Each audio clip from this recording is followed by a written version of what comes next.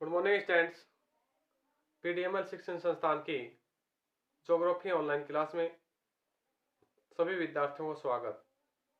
बच्चों, आज से जो पूर्व की कक्षा थी उसमें हमने जनजीव यानी मानव अभिवंजना या जनजीव की बात की थी, उसके स्वरूप की बात की थी।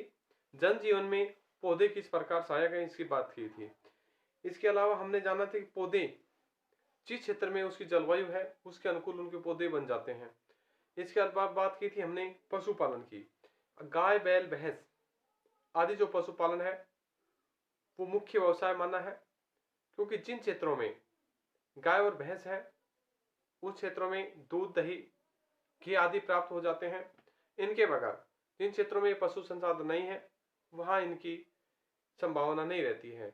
बैल और ऊंट जिन क्षेत्रों में है वहां पर मरुस्थलीय क्षेत्रों में भी या मैदानी भागों में जोत जुताई करके उसका कृषि कार्य किया जाता है। या फिर बात करें, मुर्गियों से अंडे प्राप्त करते हैं, रेशम से रेशम कीट प्राप्त करते हैं या रेशा प्राप्त करते हैं। इनके अलावा जिन जिन जीवों से हम ये चीज प्राप्त करते हैं वो जीव हमें हानि भी पहुंचाते हैं। जैसे अनेक बीमारियां पहुंचाते हैं। चूहे, छोटे दीमक है, वो फसलों को नष्ट कर देते हैं। तो इसकी सहायता के लिए मानव ने हर परिस्थिति में सहयोगी माना है पशु को। तो पशु संसाधन मानव के लिए बहुत ही महत्वपूर्ण संसाधन माना गया है। अब मानव के लिए मानव खुद स्वयं प्रकृति के क्षेत्र में जनजीवन के लिए मानव की क्या भूमिका रहती है इसके बारे में हम बात करते हैं। जनजीवन में मानव, जनजीवन के अंदर मानव की क्या स्थिति रहती है, इसकी भूमिका क्या रहती है, इनका हम अध्ययन इस जनजीवन काल में करने वाले हैं।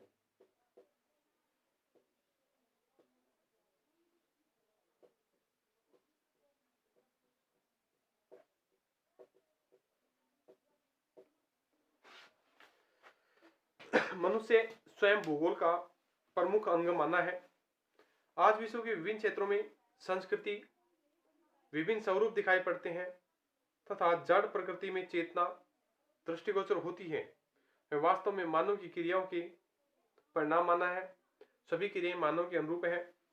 इसके अलावा वास्तव में मनुष्य की ही परिणाम है। मानव भौतिक परिस्थितियों को लाभ उठाने के लिए, जनजीवन के लिए अपनी शारीरिक तथा मानसिक शक्तियों के साथ विकास की प्रक्रिया अपनाता है और जड़ चेतना यानी प्रकृति में अपनी एक अमूल्य बहुमूल्य छाप मनुष्य छोड़ देता है।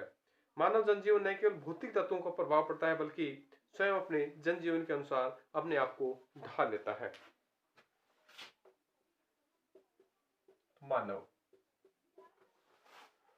मनुष्य स्वयं भूगोल का अंग उत्पादक है। मनुष्य स्वयं भूगोल के अंग का उत्पादन करता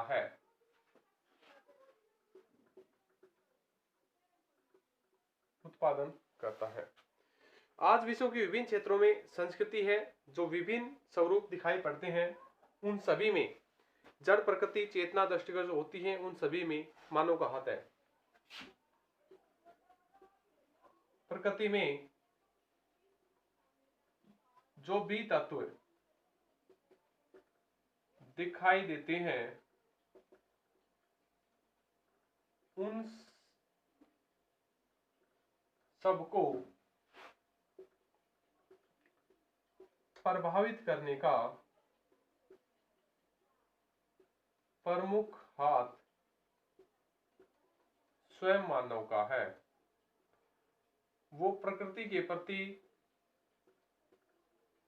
प्रति दृष्टिगोचर है।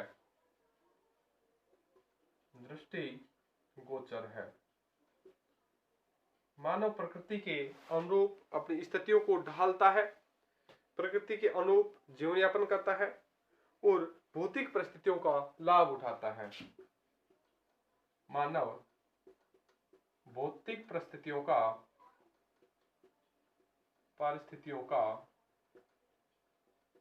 लाभ उठाता है और प्रकृति पर स्वयं एक जड़ या तत्व की प्राथमिकता छोड़ता है।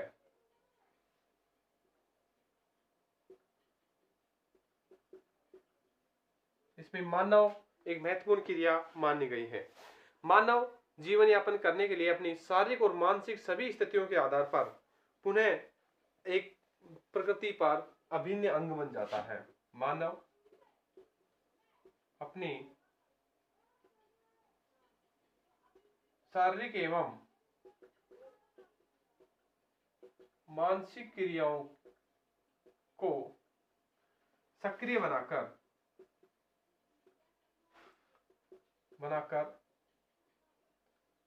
अपने जनजीवन में महत्वपूर्ण भूमिका निभाता है। और ये प्रकृति को अपने अनुरूप या प्रकृति के अनुरूप अपने आप को ढाल देता है। और सामाजिक सांस्कृतिक वातावरण भी मानव के अनुरूप कार्य करते हैं। मानव प्रकृति के अनुरूप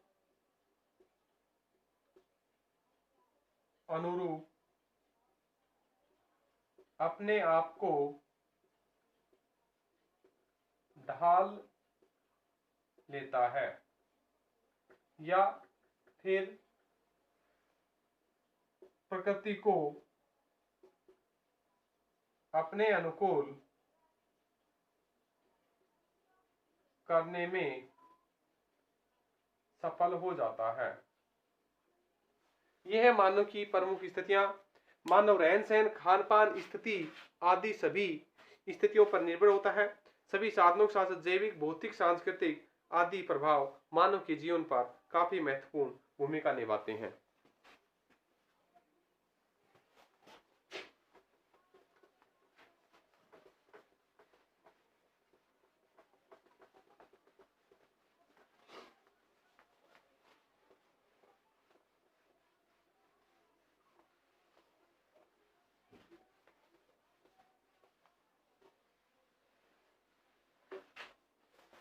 अब बात करते हैं मानवीय अभिव्यंजना में भौगोलिक वातावरण।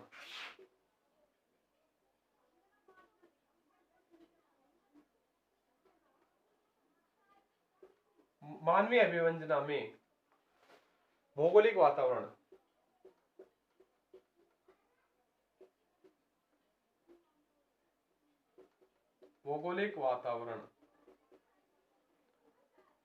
मानवीय अभिव्यंजना में भौगोलिक वातावरण डॉक्टर हंटिंगटन ने मानव की आवश्यकता के तत्वों को 4 भागों में बांटा है। डॉक्टर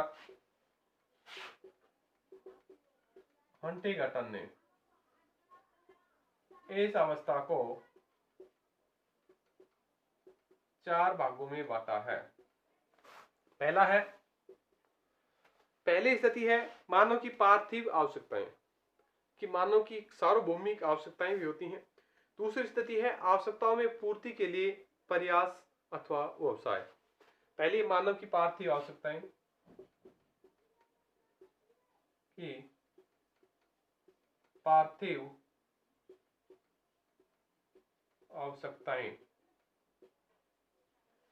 दूसरी है आवश्यकताओं की पूर्ति के लिए प्रयास।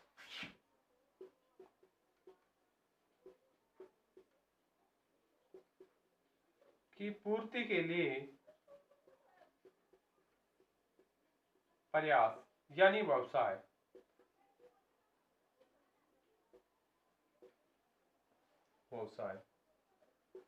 तीसरी स्थिति है शारीरिक, मानसिक और बौद्धिक विकास में सांस्कृतिक उद्दीपन ही मानव मुख्य व्यवसाय क्षेत्र। स्थिति है कि मानव शारीरिक और मानसिक बुद्धि के साथ साथ कोई भी क्रिया करने में सफल हो जाता है। मानव शारीरिक, मानसिक शारीरिक, मानसिक और बौद्धिक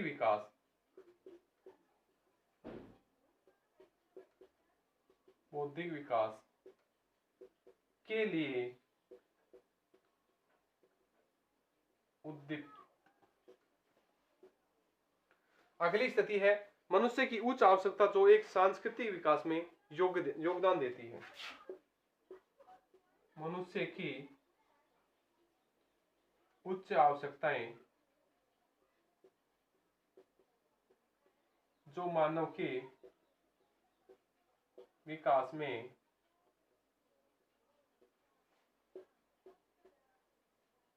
सहायता देती है। यह है मानव की प्रमुख स्थिति, उनकी अवस्थितियां।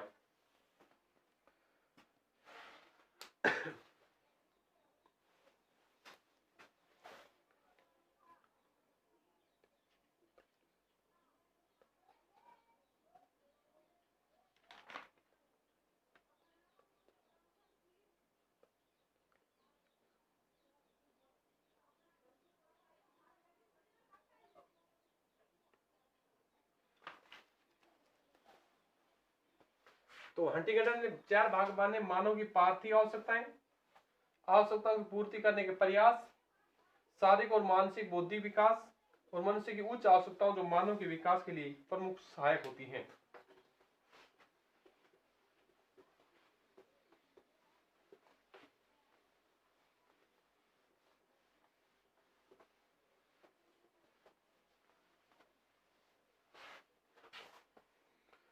मानव की क्रियाओं के लिए प्रकृति एक रंगमंच है।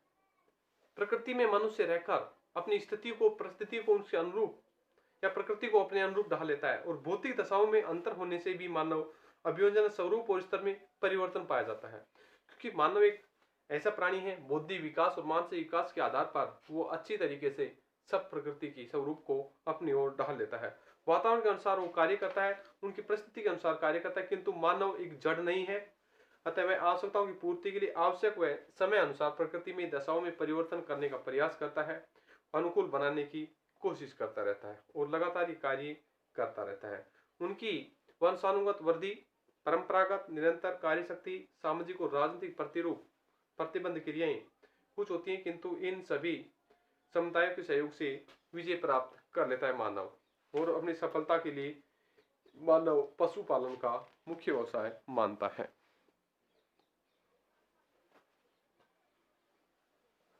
तो मानव की क्रिया के लिए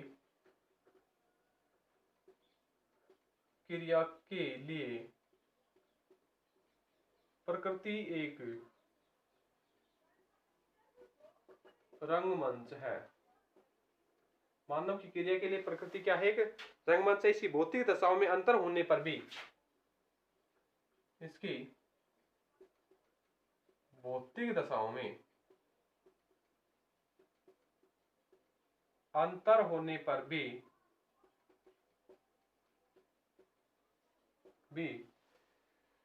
मानव की अभिव्यंजना और स्वरूप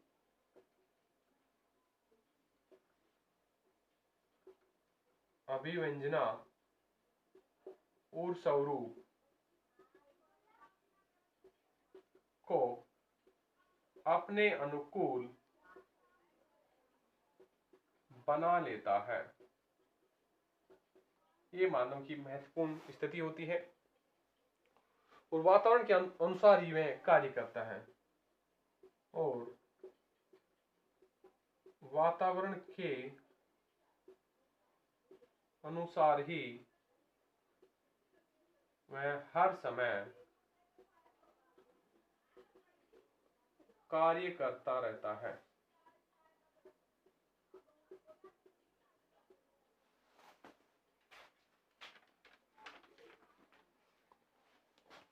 किंतु मानव जड़ नहीं है। मानव जड़ नहीं है। वह अपनी आवश्यकता के अनुसार, समय के अनुसार प्रकृति पर कुछ परिवर्तन करता है और उनके अनुकूल रहता है। वह अपनी आवश्यकता के अनुसार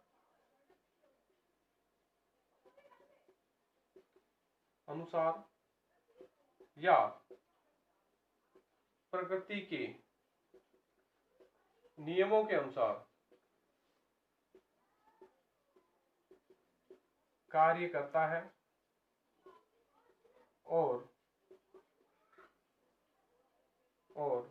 अपनी योजनाबद्ध तरीके से किसी स्थिति को संपूर्ण करता है।